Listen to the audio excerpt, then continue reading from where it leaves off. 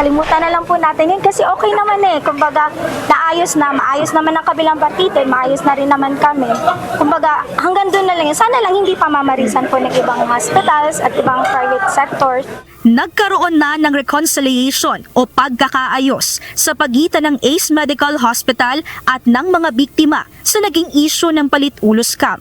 Ito ay ang sapilitang pagdidetene ng isang pribadong ospital sa mga pasyente hanggat hindi nakababayad sa kanilang mga hospital bills. Sa ginanap na press conference kaninang umaga sa Valenzuela City Hall, inihayag ni Mayor Wes Gatchalian na nagkaroon ng maayos na resolusyon ang naturang ospital at ang 4 na biktima. Bahagi ng closure, nagbigay ng financial assistance ang ACE Medical Hospital sa mga biktima na nagkakahalaga ng 1 milyong piso bawat isa. Naipagkaloob na rin kay Neriza Zafra, isa sa mga biktima ang nabinbing birth certificate ng kanyang anak matapos ang 7 taon. Gayon din ang death certificate ng asawa ni Richel Alvaro. Ayon kay City Council Attorney Bimbo de la Cruz, handang iurong ng mga nagreklamo ang isinampang kaso sa nasabing ospital.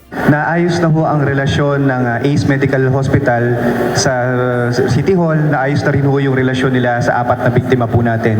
Kaya ho yung 4 po natin na biktima, malaya at kusang loob ho silang umatras sa mga kaso na final po namin sa PhilHealth, DOH, Commission on Human Rights, sa Piskalya, napakarami ho. 4 ho ang pinag-file namin ng kaso.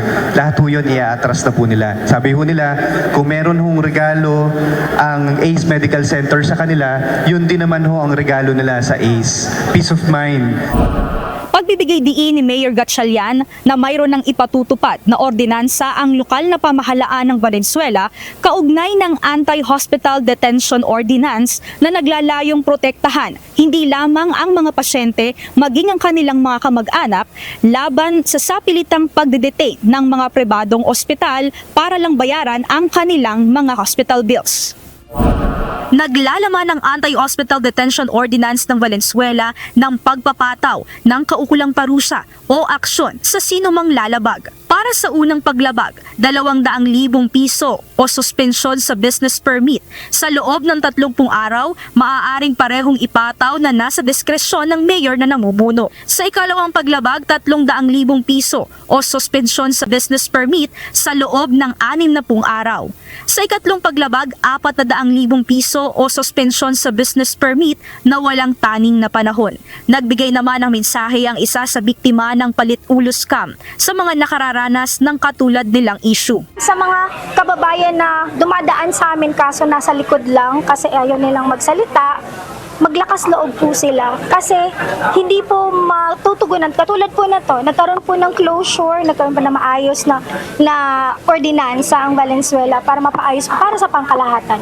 Ayon kay Department of Health Secretary Chodoro Herbosa, nais din niyang maipatupad din ang ginawang ordinansa sa buong bansa. Ang unang gagawin ko dito, ipapasa ko kaagad dito kay Congressman Gatto. Siya yung chair ng Committee on Health ng Congress. Sabihin ko, doktor siya. So naintindihan niya itong gagawin namin.